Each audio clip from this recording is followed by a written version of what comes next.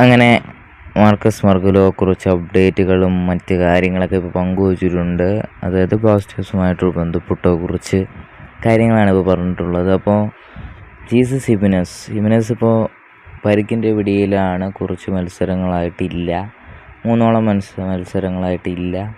അതുകൊണ്ട് തന്നെ ഇപ്പോൾ ഇനി അടുത്ത മാച്ചിൽ ഒഡീഷയായിട്ടുള്ള മാച്ചിൽ ഹിമിനസ് ഉണ്ടാവുമോ എന്ന് ഒരു ആരാധകനും ചോദിച്ചപ്പോൾ മാർക്കസ് മർഗുലോ പറഞ്ഞത് കാണും, അടുത്ത മാച്ചിൽ അനേബിൾ ആയിരിക്കും എന്നാണ് പറഞ്ഞിരിക്കുന്നത്. അപ്പോൾ ഒരു ശുഭവാർത്തയാണ്, അടുത്ത മാച്ചിൽ ഉണ്ടാവും എന്നുള്ള ഒരു സൂചനയാണ് മാർക്കസ് മർഗുലോയുടെ തന്നിരിക്കുന്നത്.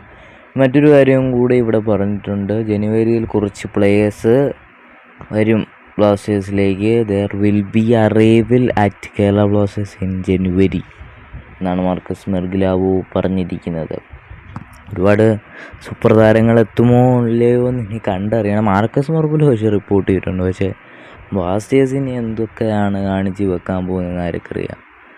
അപ്പോൾ എന്തായാലും അറൈവൽ, അപ്പോൾ ബ്ലാസ്റ്റേഴ്സിലേക്ക് ഇനിയും താരങ്ങളെത്തും, ട്രാൻസ്ഫർ എത്തും എന്ന് തന്നെ പറഞ്ഞു.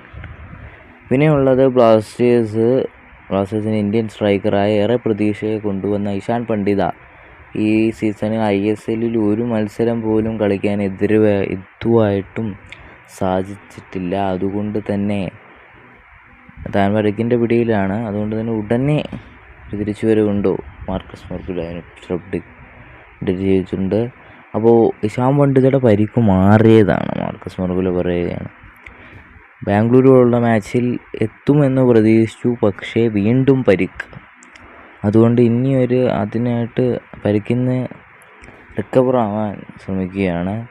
അപ്പോൾ 7-10 ദിവസം, 10 നിന്ന് ഒതുങ്ങി തന്നെ തിരിച്ചു വരും. 10 ദിവസമെങ്കിലും ഇനി കളിക്കളത്തിലേക്ക് എത്താൻ സമയമുണ്ട്. 10 ദിവസം കഴിഞ്ഞിട്ട് അതിനെക്കുറിച്ച് കളിക്കളത്തിലേക്ക് എത്തും എന്നാണ് പറഞ്ഞിരിക്കുന്നത് ഇഷാൻ പണ്ഡിത. അതുകൊണ്ട് തന്നെ ഇപ്പോൾ ഇഷാൻ പണ്ഡിത ഉടൻ തന്നെ 7-10 ദിവസത്തിനുള്ളിൽ കളിക്കളത്തിലേക്ക് എത്തും. എന്തായാലും അത് മറ്റൊരു ശുഭവാർത്ത. പക്ഷേ ഒരു മൊത്ത പ്രകടനം എതിരുമായിട്ടും നടത്തിയിട്ടില്ല ഇഷാൻ പണ്ഡിത.